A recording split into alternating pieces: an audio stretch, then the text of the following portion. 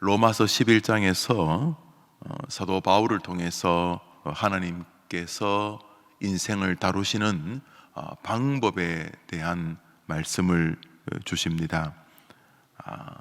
우선 사도 바울은 자신이 하나님의 백성이요 택하신 이스라엘 족속이다 이렇게 말을 한 다음에, 하나님은 자기가 택하신 백성들을 미리 마음에 정해 두셨다. 이 말은 현재뿐만 아니라 이미 과거에서부터 하나님은 자기의 백성들을 택하고 주목하고 계시고 하나님의 놀라운 방식으로 계속 견인해 오고 계셨다, 이런 내용입니다. 그러니까 성도의 배후에는 하나님의 손이 있다, 이런 것이죠. 그리고 한 예를 든 것이 구약의 엘리야입니다.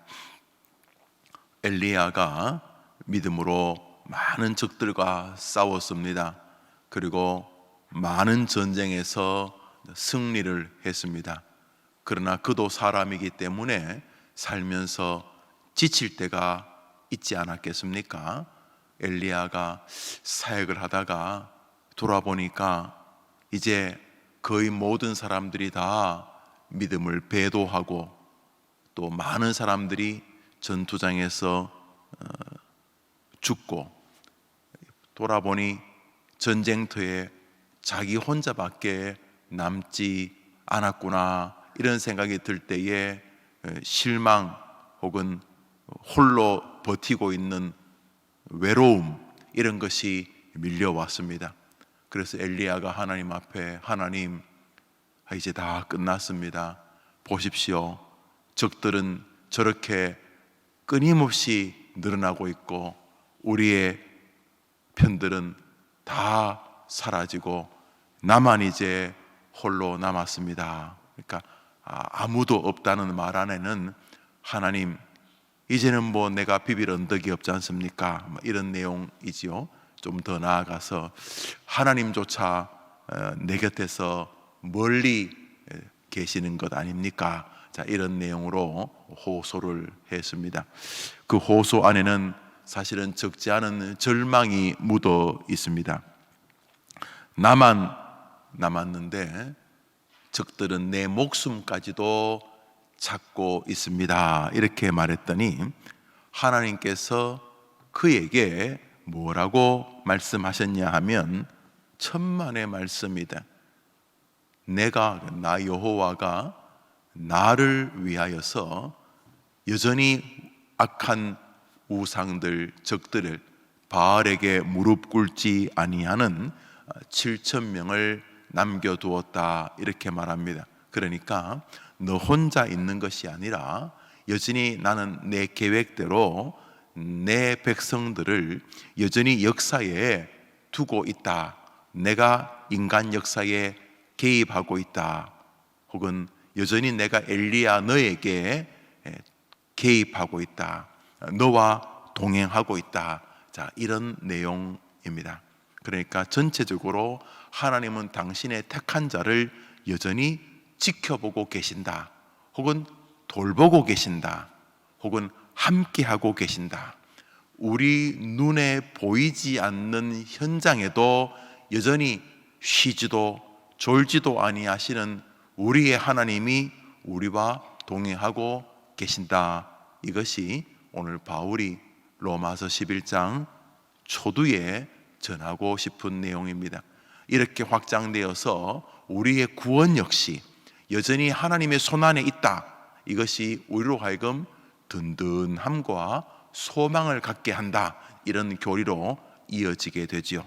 그러나 초두에 등장하는 이 엘리야를 통해서 하나님은 택하신 자들을 여전히 지키고 계신다 하는 내용을 우리에게 말하고 있습니다. 기독교인들은 기본적으로 이 사실을 동의합니다. 문제는 시간의 무게가 굉장히 무거울 때 이 믿음이 흔들거린다는 사실입니다. 다시 말해, 하나님이 여전히 택하신 자를 지키신다. 여전히 하나님은 우리와 함께 하신다는 교리를 받아들이는 것과 지금 내 현장에서 그것을 느끼는 것의 격차 때문입니다. 우리 하나님에게는 천년이 하루 같고 하루가 천년 같을 것이니 우리 하나님에게는 시간의 개념이라는 것이 사실 무의미합니다.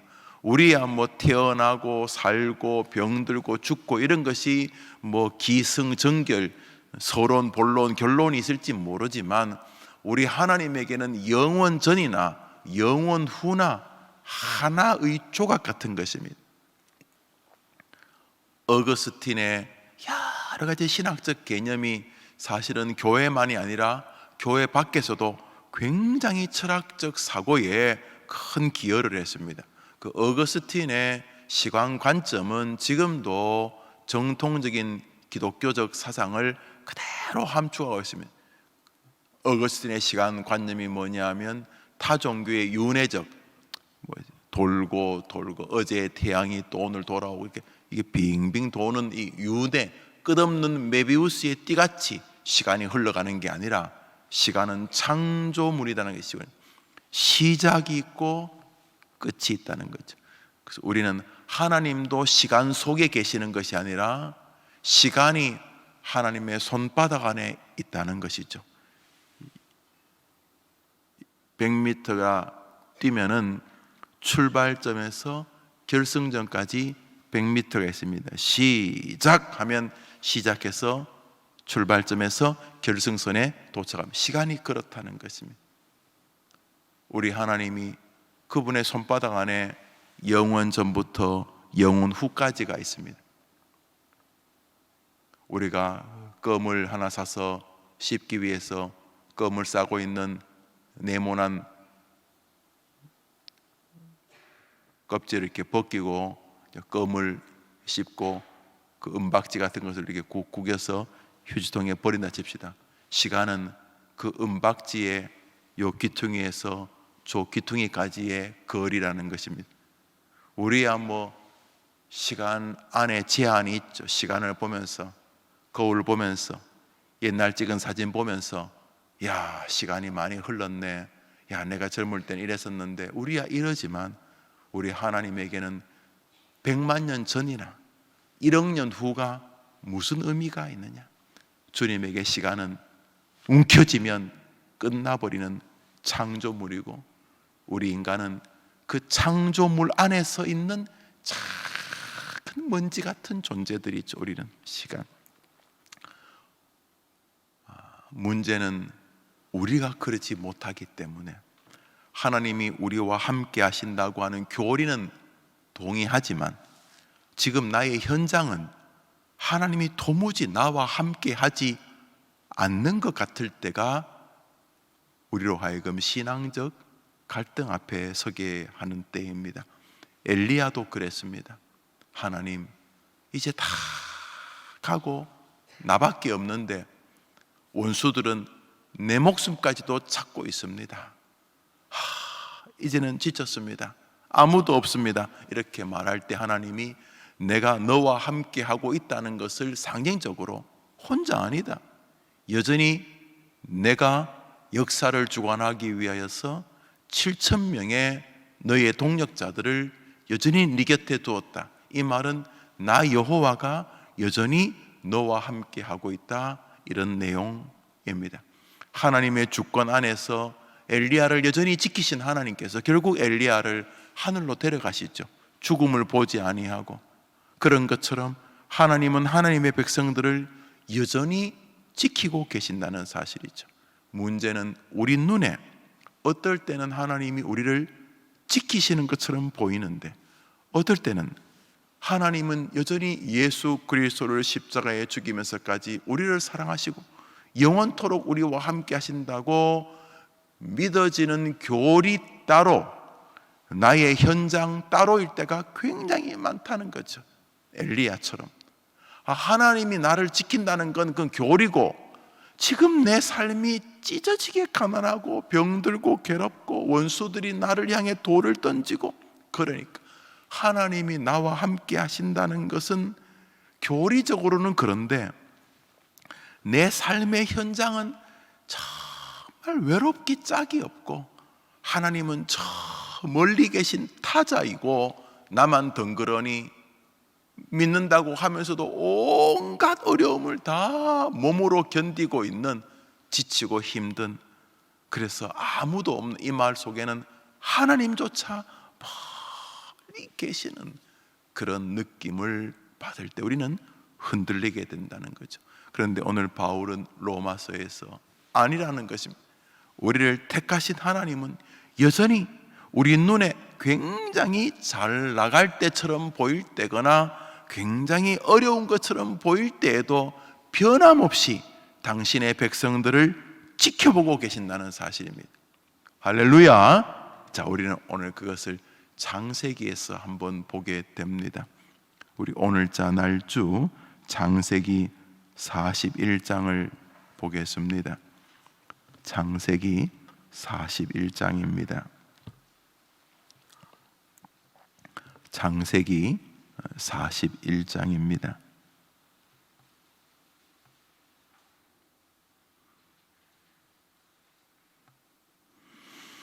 46절을 한 절 읽겠습니다. 46절을 한 절 읽겠습니다.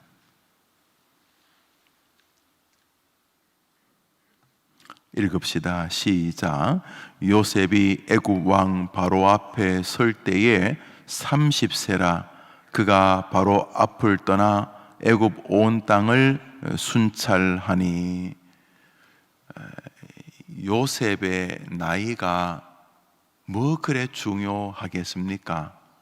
그런데 오늘 창세기에서는 요셉의 나이를 힌트할 만한 구절들 안에 요셉의 이야기를 넣어두고 계십니다. 우리 창세기 37장을 한 절 잠시 보겠습니다. 앞으로 한번 돌려보시지요. 창세기 37장, 창세기 37장 2절입니다. 우리 읽어봅시다. 창세기 37장 2절입니다. 읽읍시다. 시작. 야곱의 족보는 이러하니라. 요셉이 17세의 소년으로서 그의 형들과 함께 양을 칠 때에 그의 아버지 아내들 빌하와 실바의 아들들과 더불어 함께 있었더니 그가 그들의 잘못을 아버지에게 말하더라. 이 요셉이 그 17살 때니까 뭐 고등학생 때쯤 되었네, 그죠? 이 17살 때 뭐 좋게 말하면 뭐 정직한 것이고, 조금 안 좋게 말하면 고자질쟁이죠. 자기 형제들이 좀 실수하면 형들 뭐 이렇게 좀 조심해, 아버지 아시면 화내실 거잖아, 뭐 이렇게 말하는 정도거나, 형들 이렇게 하는 거 별로 좋지 않아, 뭐 이런 정도여도 될 것 같은데, 그걸 또 아버지한테 고자질하고, 또 밤에 꿈 꿨는 거 그저 자기 마음에 이렇게 담고 있어야 될 꿈이 있잖아요. 여러분, 꿈 꿨는 거 자기 마음에 담아야 되는 꿈들 있죠? 빨리 있다고 그래 보세요. 저 어떤 부목사님이 너무 착해요. 아주 깽년 부목사님이 착해요. 저기 저 뒤에 이성진 목사님이 계신데, 우리 정영호 목사님 어느 날 아침에 일어났고, 목사님, 그래 목사님 어떤 일이십니까? 밤에 목사님 김영호 목사님이 저 이성진 목사 꿈에 나왔어요. 아이고, 내가 왜 그 꿈에 나왔을까요? 그런데 목사님, 꿈에 목사님이 저한테 전하던데요. 그 제가 자기한테 밤에 꿈에서 절하더라고. 그래서 담임 목사가 우리 부목사님한테 내가 막 절을 하더라고. 뭐 이성진 목사님 훌륭하십니다, 뭐 이렇게 제가 절을 했다고 칩시다. 우리 이 목사님 아침에 일어나서 그거 저한테 말하고 싶어요?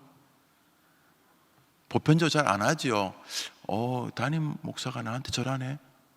내가 담임 목사보다 한 수도 위인 거겠구나, 뭐 이렇게 속으로 생각하는 게 뭐 나쁜 거 아니죠. 뭐 그런데 요셉은 또 형들한테 가가지고 형들이 밤에 꿈에서 나한테 절하더라, 막 이러니까 이걸 뭐 정직하다고 해야 될지, 이걸 뭐 철이 없다고 해야 될지 요셉이 뭐 그러고 있었어요. 그 요셉의 어린 시절이 감이 와요. 이거 형들이 좀 싫어할 만하다, 이 녀석. 이거 뭐 지 나름대로는 정직한지 모르지만 그 함부로 정직한 거 조심해야 되죠, 그죠? 아니 뭐 새벽에 뭐 뭔 소리인지 모르는 거예요? 아니요 뭐 그래도 정직하자는 거예요? 아니 그 여러분, 그 장관 국무회의 하는데 그 무슨 장관 하나가 문재인 대통령님, 아이고 예 김 장관님 뭐 장관 이름도 모르겠어요. 무슨 장관님 무슨 아이고 어제 그 대통령께서 꿈에 나와서 나한테 막 싹싹 빌고 절하시던데요. 그 지 혼자 알면 되지. 그걸 무슨 국무회의 때 그 대통령이 자기한테 꿈에서 절하던 거 뭐 굳이 말할 필요 없잖아요. 그거 뭐 기분 좋아하겠어요? 여튼 간에 요셉이 그랬어요. 그때가 17살 때였다. 그러다가 이제 이렇게 뭐 미움받아 팔리고 종살이하고 직살이 고생을 하죠. 그러나 성경은 요셉에 대해서 그렇게 냉소적이지 않습니다. 지금 제가 잠시 우스개처럼 말했지만 어린 시절에 요셉이 아버지에게 좀 특별한 편애를 받았습니다. 왜냐하면 요셉은 야곱의 여러 아내 중에 가장 요셉이 마음을 다한 라헬의 아들이었기 때문입니다. 형의 살해의 위협을 피해서 바단 아람으로 와서 처음 길거리에서 만난 양치던 소녀가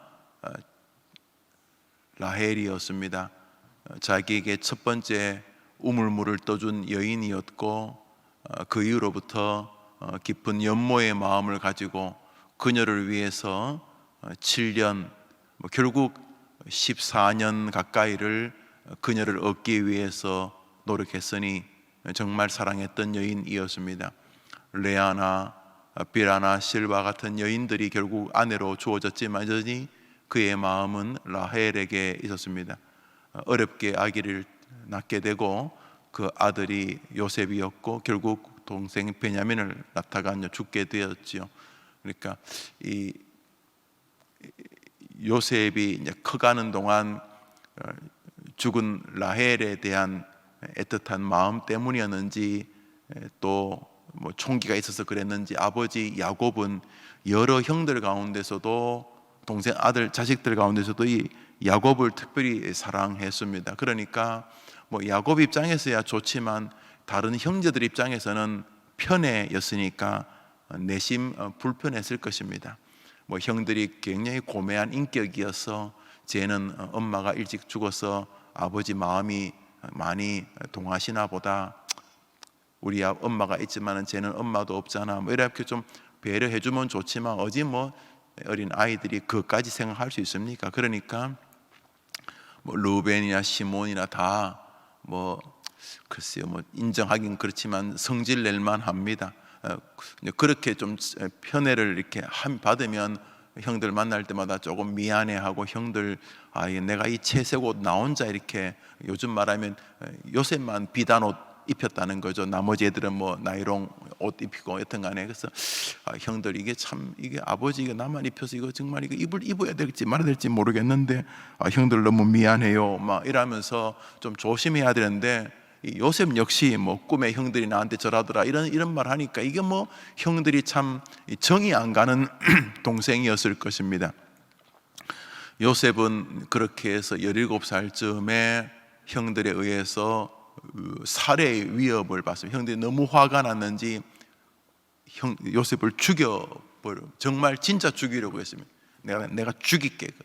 그 시몬이나 레위 같이 성질 굉장히 강한 형들이 옛날 훗날 이게 디나 자기 여동생의 어떤 세겜 족속에서 겁탈당한 것 때문에 다 죽이지 않습니까? 그런 것처럼 이 형들이 요셉을 진짜 아마 죽이려 그랬습니다. 다행히 루벤과 유다가 그래도 우리가 피부친데 그러면 안 되지 않냐, 그래서 결국 팔아버리게 되고 여기서 한 일본쯤 아니면 저 대만쯤에 팔려버린 것입니다. 그게 이제 시작이에요. 요셉이 팔려서 보디발의 집에서 또 감옥에서 세월이 흘러갑니다. 17살이었다 이렇게 말하고 있고 30살이었다 오늘 이렇게 말하고 있어요. 사실 뭐 17살이든 30살이든 우리가 그렇게 중요한가 이렇게 생각을 합니다. 여러분 성경 읽으시다가 뭐 요셉이 30살의 총리가 되든 35살의 총리가 되든 뭐 50살의 총리가 되든 기독교 교리가 뭐 변하겠습니까? 그런데 오늘 가만히 보면은 30살 때 요셉이 총리가 되었다 이 말 안에는 30살이 지나가고 있는 것을 하나님이 기억하고 계셨다 이런 의미가 담겨져 있습니다. 이 성경에 다 기록된 거 아니거든요. 뭐 우리야 밥 먹는 거 뭐 그래 중요하겠습니까? 오늘도 저는 뭐 아침부터 무슨 조찬, 지금 이제 곧 뭐 아침 조찬, 점심 저녁에 무슨 모임들이 계속 있더라고요. 이제 밥을 먹겠죠. 가서 우리 밥 먹는 거야 뭐 밥 한 끼 먹는 거지만 예수님이 식사하시는 것은 역사적인 순간 아닙니까? 우리야 뭐 밥을 뭐 많이 먹죠. 뭐 평생 나이만큼 뭐 3끼, 4끼, 어떤 분은 5끼도 드시고 막 그러잖아요. 예수님 식사하신 것은 굉장히 의미가 있을 것 같잖아요, 그렇죠? 예수님이 누구랑 식사하셨는가? 마태의 집에서 식사하셨는가? 삭개오의 집에서 식사하셨는가? 마르다, 마리아, 나사로의 집에서 식사하셨는가? 시몬의 집에서 식사하셨는가? 중요한 거예요. 성경에서 예수님 식사한 거 몇 개 안 나옵니다. 예수님이 30여 년간 공생에서 하시는 동안 하루에 한 끼만 먹어도 360끼가 넘습니다. 10년이면 3000끼가 넘습니다. 예수님 식사하신 장면이 몇 장 나옵니다. 몇 개 안 나옵니다. 예수님의 사역이 성경에 다 기록 아닙니다. 예수님의 사역 가운데 눈꼽만큼밖에 기록되지 않았습니다. 오늘 우리가 하루 사는 걸 적어도 책 한 권 나옵니다. 아침에 일어나서부터 시작해서 아침에 일어나서 잠시 기지개를 펴고 침상에서 잠시 기도하고 그거 다 적습니다. 아침에 기지개를 켰다. 기지개를 펼 때 머리가 쭈삣쭈삣하고 몸이 시원해졌다. 잠시 일어나서 조용히 하나님께 기도했다. 하나님 감사합니다. 당신이 창조주시고 당신의 존재함으로 내가 가치 있게 하시니 감사합니다. 오늘 뜻이 있어서 사명의 날을 주시고 생명을 붙여두심으로 당신의 사명이 내 삶과 이어지게 하신 것을 감사합니다. 이제 교회로 출발하려고 합니다. 뭐 이렇게 자 그걸 다 적었다 칩시다. 여러분 아침에 일어나서 한 10분 동안 한 것도 적으면요 몇 장 나올 겁니다. 물 한 잔을 먹었다. 뭐 물을 그냥 먹습니까? 뭐 이렇게 마셨다. 뭐 어떻게 했다. 뭐 컵을 어떻게 했다. 하루 삶을 적으려고 해도 엄청나게 많을 것입니다. 예수님의 사역은 우리의 삶 따위와는 비교도 안 되는 존귀한 것이지만 성경에 다 기록하지 않았습니다. 몇 개 안 됩니다. 드셨다, 주무셨다, 몇 개. 예수님도 주무셨죠. 예수님 주무신 장면 몇 개 안 나옵니다. 배에서 조금 주무셨다. 뭐 인자도 머리 둘 데 없다. 뭐 조금 우리 자는 거야 뭐 자는 거지만 예수님 주무시는 데는 신적인 의미가 있잖아요. 몇 개 안 나옵니다. 예수님 제 아들하고 하셨던 말씀이 좀 나오지만 몇 개 안 나옵니다. 예수님이 3년 동안 얼마나 많이 제가 신학교에서 다니엘서를 한번 가르쳐 보니까요 한 학기 가르치는데도 엄청난 자료가 나와. 한 학기를 가르치는데 그런데 예수님은 3년 동안 먹고 자고 하시면 엄청난 강의, 예수님 3년 강의를 모아놓으면 엄청날 겁니다. 몇 개 안 나와요. 예수님이 제 아들에게 하신 말 몇 개 안 나옵니다. 그렇게 따지면 성경에 요셉의 나이가 나오는 것은 심심풀이 땅콩처럼 쓴 게 아닌 것을 알 수 있습니다. 여기 의미가 있지 않겠습니까? 요셉이 30이 될 때에도 하나님은 지켜보고 계셨고 그가 17살 전후에 어떤 면에서 좀 철이 없어 보이는 그때에도 요셉이 팔리고 고난당하고 보디발의 집의 종으로 그리고 감옥에 있을 때에도 여전히 하나님이 그와 함께 하셨다.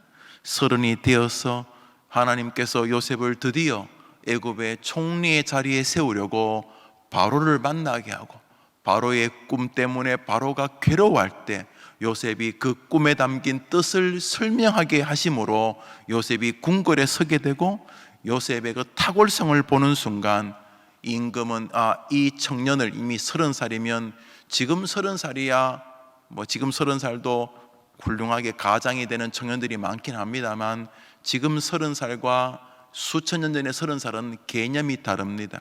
수천 년 전에 평균 수명이 몇 살이었는지 정확히 모르는데 30살이면 정말로 옛날은 어른 취급받았을 것입니다. 제가 어릴 때 동네 40만 되면 뒷짐지고 그러셨습니다. 동네에서 어른 취급했으니까 40살만 되면. 30살 애굽의 총리가 되었을 때의 나이를 성경은 기록하고 있습니다. 이제 이 나이 기록 안에 우리는 요셉의 심정으로 들어가 봅니다. 이 청년이 30살이 되는 동안 자기 나름대로는 굉장히 힘들지 않았겠습니까? 나름대로 팔리는 순간 내가 왜 팔리지? 눈물도 많이 흘렸을 것입니다. 아버지가 그렇게 나를 사랑하셨는데 왜 형들은 나를 이렇게 미워하지? 그리고 보디발의 집에 갔을 때 이 아이 마음에 하나님 뜻이 계신가? 믿음으로 한번 살아보자, 이런 결심이 생겼나 봅니다. 보디발의 집에서 보이는 요셉의 태도는 확실히 신앙적입니다. 그곳에서 그는 자기 생애 최고의 성실함을 발휘하게 됩니다. 불과 17살밖에 되지 않은 아이가 18, 19 되는 순간 그 집에서 가장 성실하고 지혜로운 종이었습니다. 보디발이 그 임금의 이 경호대장인데, 우리 장관이죠. 경호실장이 장관급 아닙니까? 이 사람이 요셉을 보고 야, 이 녀석 탁월하다. 그래서 이 자기 집안에 총무를 삼았습니다. 그렇지만 억울한 일을 당합니다. 그의 아내를, 보디발의 아내로 인해서. 그래서 감옥에 가지 않습니까?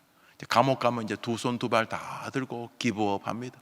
나는 이제 이거 뭐야, 내가 믿음 지키려고 했는데 이게 억울하게 누명당하고 이게 뭐지? 그러지 않고 그는 감옥에서도 또 하나님의 뜻을 추구해 갑니다. 그러는 동안 30살이 되었습니다.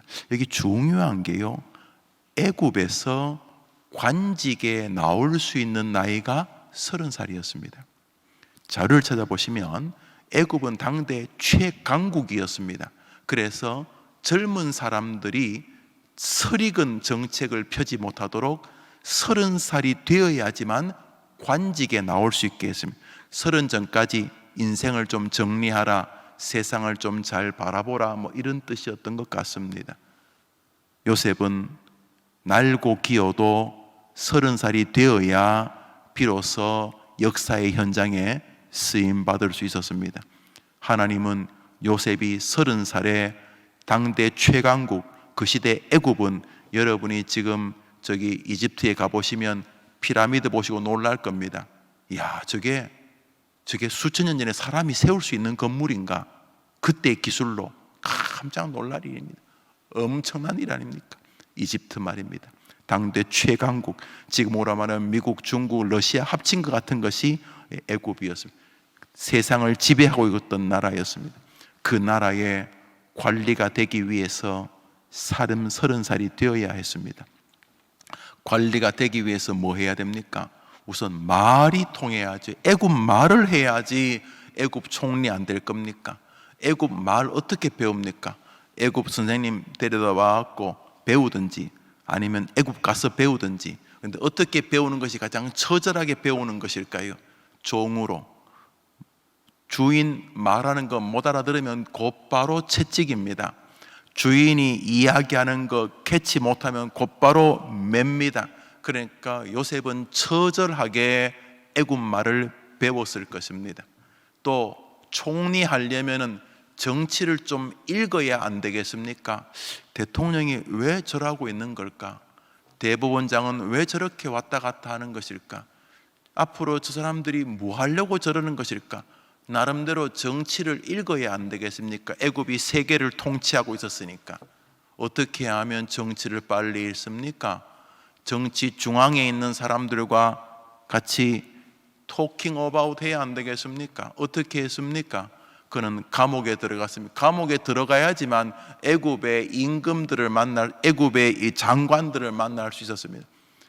어느 시대나 다 정치는 그 안에 곤모술수가 있습니다. 무슨 이유였는지 이 애굽의 임금의 총애를 받던 신하 둘이 감옥에 들어왔습니다. 우리로 말하면 상공부 장관, 또는 뭐 통일부 장관 뭐 이런 사람들이 들어온 것입니다. 요셉이 그분들 같이 뭐 종이지만 이분들은 높으신 분이니까 요셉이 종 감옥에 있으면서도 이분들을 잘 섬깁니다. 여기서 애굽 정치를 배우지 않았겠습니까? 훗날 요셉이 애굽의 총리가 되었을 때 놀랍게도 17살부터 30살까지 약 13년간 총리가 될 만한 교육을 그때는 전혀 이해 못했을 것입니다.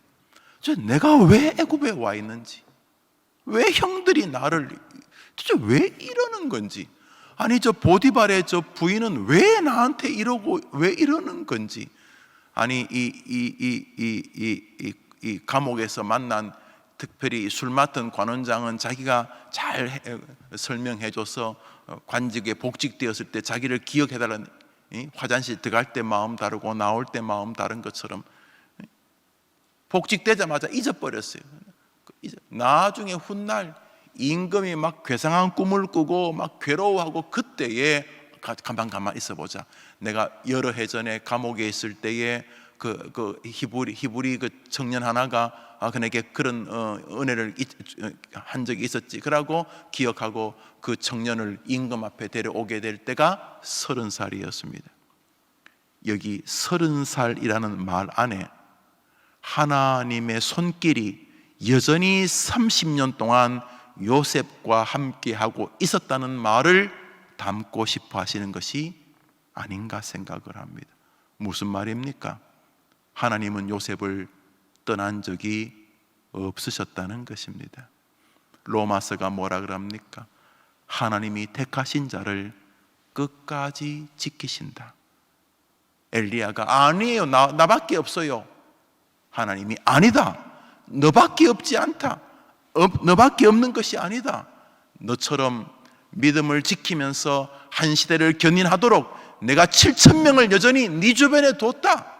이 말은 여전히 내가 세상을 경영하고 있다, 여전히 내가 너를 이끌고 있다, 여전히 내가 너와 함께 하고 있다, 이런 말씀입니다.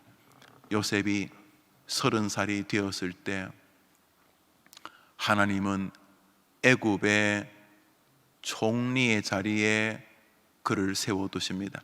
사실 창세기 전반부는 아담 이야기고요, 창세기 중반부는 아브라함 이야기고요, 창세기 후반부는 그 좀 변태적 유다의 이야기가 한 장 스치지만은 요셉의 이야기임을 부정할 수 없습니다.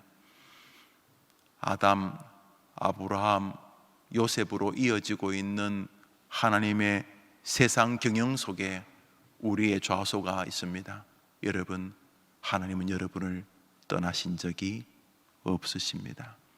오늘도 주님의 은혜 안에서 하나님의 시간을 신뢰하시고 너무 그렇게 내 생각대로 안 된다고 호들갑 떠지 않으셔도 됩니다.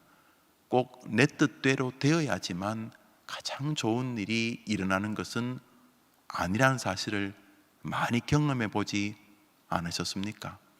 여러분 생각에는 이거 같은데, 그때 가만히 있었어야 되는데, 괜히 왔다 갔다 이랬다 저랬다 하지 말고 그때 가만히 있었어야 되는데, 이런 경험들 안 해보셨습니까?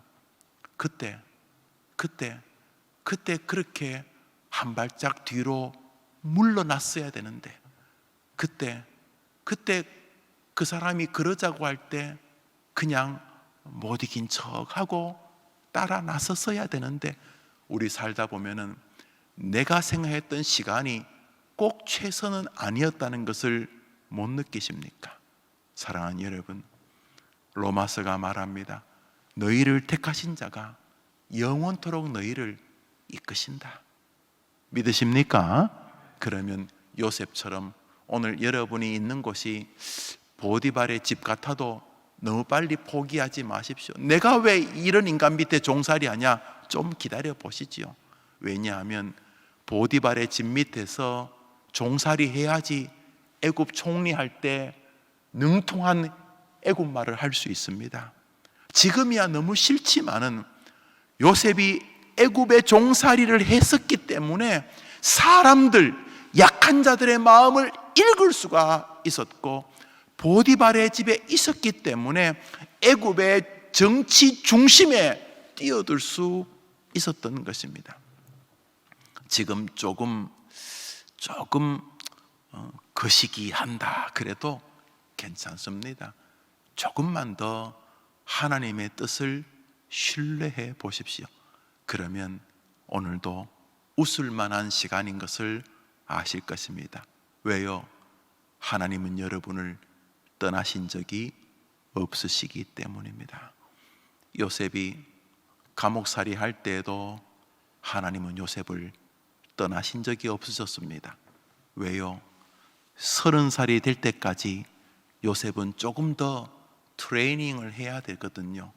왜냐하면 30살이 되어야 애굽의 현장에 나타날 수 있거든요. 그래서 요셉은 잘 몰랐지만 하나님은 요셉의 17살 때에도, 요셉이 태어날 때에도, 요셉이 종살이 할 때에도, 요셉이 감옥살이 할 때에도 요셉을 지켜보고 계셨던 것입니다. 30살이 되었을 때에 하나님은 요셉이 채 알지 못하는 세계, 그렇지만 여전히 하나님이 계획했던 영광스러운 세계로 요셉을 이끌어 주셨던 것입니다. 많은 사람들이 그런 말을 합니다. 아이고, 김 목사 예배당 잘 지었던데, 예배당에 교인들도 많이 오신다면서 김 목사 아주 그냥 인생 즐거울 때, 최고 때 있는 것 같아, 이런 말을 하는 분들이 한두 분 있습니다. 그때마다 내가 속으로 짜씨가, 나보다 나이가 많기 때문에 욕은 안 하고, 짜씨가 내 속으로 합니다. 아직 김영우 인생 최고의 날은 오지도 않았다, 이 자식아. 이렇게 혼자 속으로 합니다. 하나님 계시기 때문에 우리의 좋은 날은 여전히 개봉박두인 줄 믿습니다. 하나님께서 우리를 택하셨기 때문에 여전히 우리에게 영광스러운 날은 기다리고 있는 것입니다. 오늘 조금 힘들다고, 다시 말해 형들 때문에 보디발의 집에 팔렸다고 목매면 됩니까? 여러분 생각해 보십시오.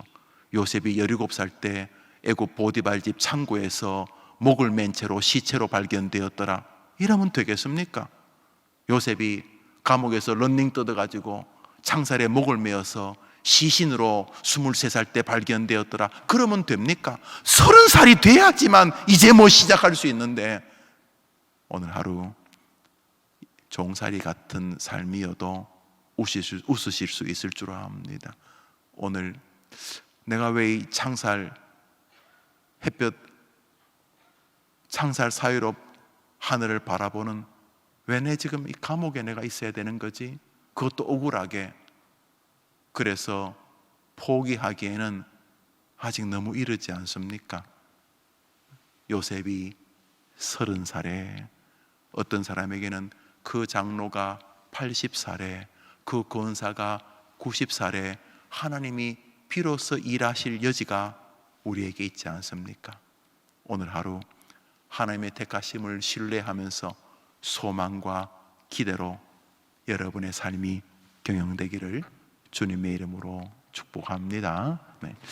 주님 가르친 기도로 예배를 마치고 자유롭게 기도하시고 돌아가시기를 바랍니다. 특별히 어제 설립한 천호해림교회, 아주 성황리에 개최 시작되었는데 그 교회가 건강하게 서가도록 기도해 주시기를 바랍니다.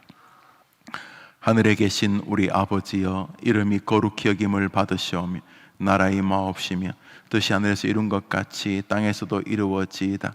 오늘날 우리에게 일용할 양식을 주옵시고 우리가 우리에게 죄 지은 자를 사하여 준 것 같이 우리 죄를 사하여 주옵시고 우리를 시험에 들게 하지 마옵시고 다만 악에서 구하옵소서. 내게 나라와 권세와 영광이 아버지께 영원히 있사옵나이다. 아멘. 기도합시다.